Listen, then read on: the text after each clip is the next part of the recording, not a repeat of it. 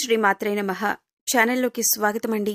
ఈ వీడియోలో మనం మకర రాశి వారి గురించి తెలుసుకోబోతున్నాం. ఈ రాశి వారి జీవితంలోకి ఆగస్టు 26వ తేదీన రాబోతున్న ఆ ఇద్దరు వ్యక్తులెవరు? ఆ ఇద్దరి రాక వల్ల మీ జీవితం ఎటువంటి మలుపు తీసుకుంటుంది?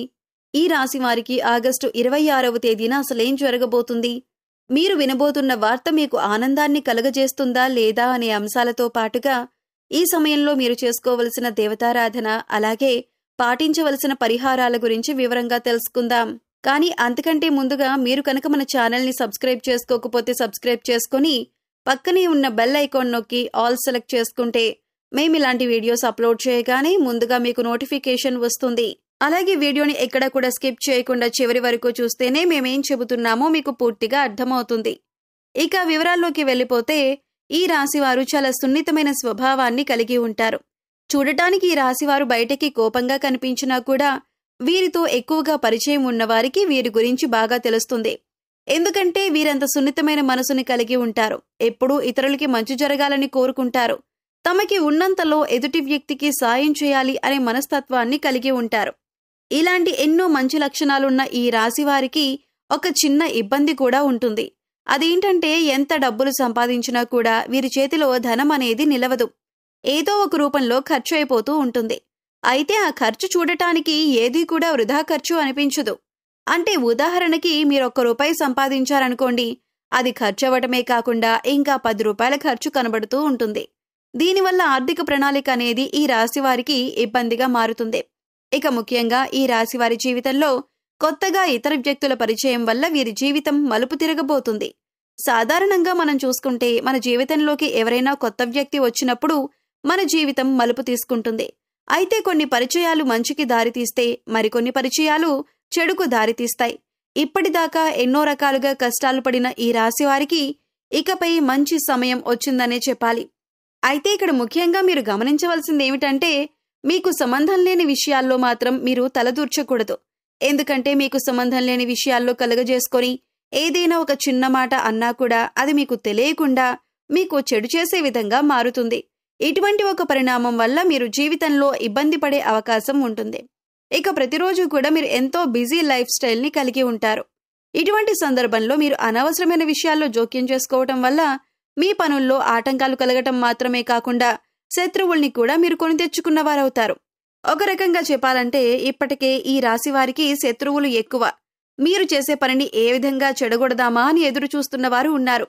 అంతేకాకుండా మీరు జీవితంలో ఎదుగుతుంటే ఓర్వలేని వారు కూడా ఉన్నారు. పైకి మంచిగానే మాట్లాడుతూ మీతో స్నేహంగా నటిస్తూ మీ పతనాన్ని కోరుకుంటున్నారు. మరి ఇటువంటి సమయంలో ఇద్దరు నూతన వ్యక్తుల పరిచయం మీ జీవితాన్ని మలుపు తిప్పుతుంది అనటంలో ఎటువంటి సందేహం లేదు. అయితే వీరి పరిచయం వల్ల మీకు మంచి జరగబోతోంది. ఇక ఇద్దరు వ్యక్తులు మీ జీవితంలోకి వచ్చారని ఎలా గుర్తించాలి, వారి పేర్లు ఏ అక్షరంతో మొదలవుతాయి అనే అంశాలను ఇప్పుడు వివరంగా తెలుసుకుందాం. మీ జీవితంలోకి రాబోతున్న మొదటి వ్యక్తి యొక్క పేరులోని మొదటి అక్షరం ఏ అనే అక్షరంతో మొదలవుతుంది. అలాగే మరొక వ్యక్తి యొక్క పేరు చూసుకున్నట్లయితే ఎస్ అనే అక్షరంతో పేరు మొదలయ్యే వ్యక్తి కూడా మీకు నూతనంగా పరిచయం అయ్యే అవకాశం ఉంది. అయితే ఇప్పటికే ఆ అక్షరాలతో పేర్లు మొదలయ్యే వాళ్ళు మీ జీవితంలో ఉంటే కనుక వాళ్లే అని మీరు అనుకోవద్దు. ఇప్పుడు కొత్తగా ఈ వ్యక్తి పరిచయం అవటం వల్ల మీరు చేస్తున్న వృత్తి, ఉద్యోగ, వ్యాపారాలలో అనూహ్యమైన మార్పులు చోటు చేసుకుంటాయి. ఇక మీరు విద్యార్థులైతే కనుక వీరి పరిచయం వల్ల ఎన్నో నూతన అవకాశాలను మీరు పొందుతారు. మీ విద్యకు సంబంధించి జీవితంలో ఎన్నో నూతన ప్రయత్నాలను చేసి వాటిలో విజయం పొందుతారు. ఇక విదేశాలకు వెళ్లాలి అనుకునేవారు ఈ నూతన అభ్యర్థుల పరిచయం వల్ల మీకు వారి నుంచి కావలసినంత సహాయం లభిస్తుంది. మాట సహాయం కానీ, ఆర్థిక సహాయం కానీ, దీనివల్ల మీరు జీవితంలో ఉన్నత స్థానానికి ఎదగటానికి సహాయపడుతుంది. ఇక మీరు చేస్తున్నటువంటి ఎటువంటి వృత్తి, ఉద్యోగ, వ్యాపారాలైనా కూడా ఈ వ్యక్తుల రాక వల్ల విస్తరింపబడతాయి. ఉద్యోగంలో మీకు వారు ఎంతో సహాయం చేస్తారు.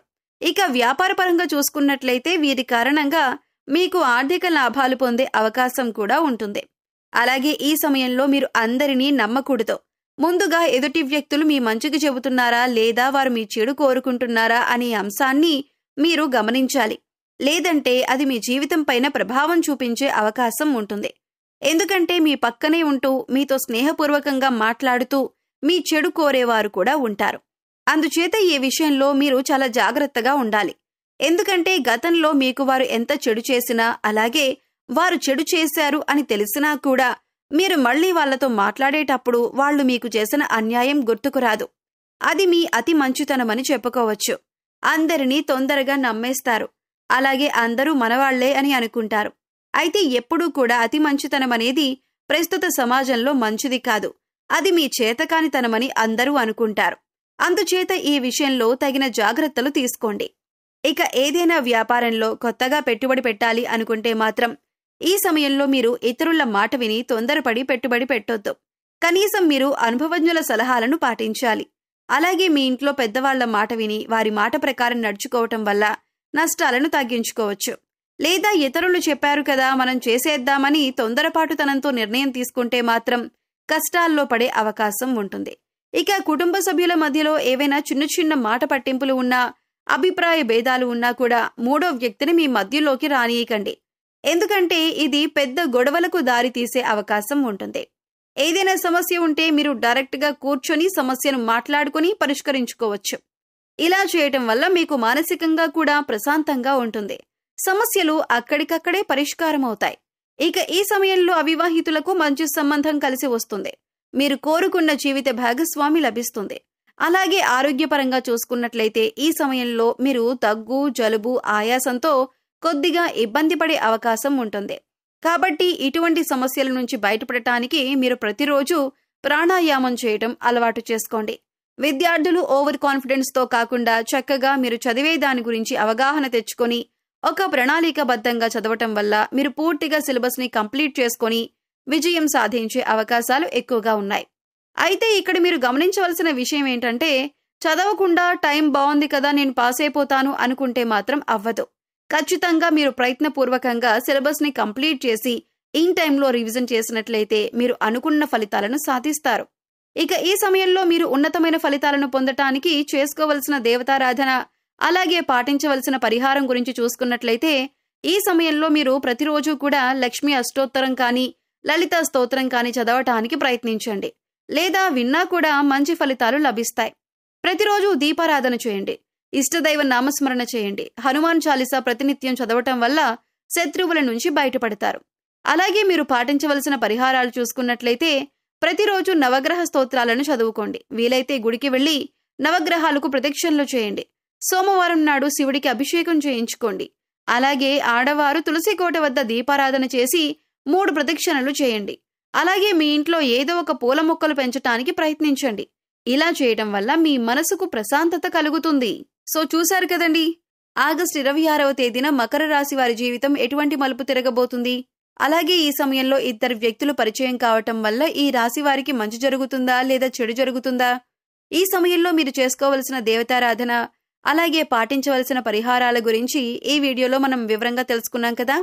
ఈ వీడియో మీకు నచ్చినట్లయితే లైక్ చేయండి. మీ ఫ్రెండ్స్ అండ్ ఫ్యామిలీ మెంబర్స్లో మకర రాశి వారు ఉంటే వారితో ఈ వీడియోని షేర్ చేసుకోండి. అలాగే ఇప్పటి వరకు మన ఛానల్ని కనుక సబ్స్క్రైబ్ చేసుకోకపోతే సబ్స్క్రైబ్ చేసుకుని పక్కనే ఉన్న బెల్ ఐకాన్ నొక్కి ఆల్ సెలెక్ట్ చేసుకుంటే మేము ఇలాంటి వీడియోస్ అప్లోడ్ చేయగానే ముందుగా మీకు నోటిఫికేషన్ వస్తుంది.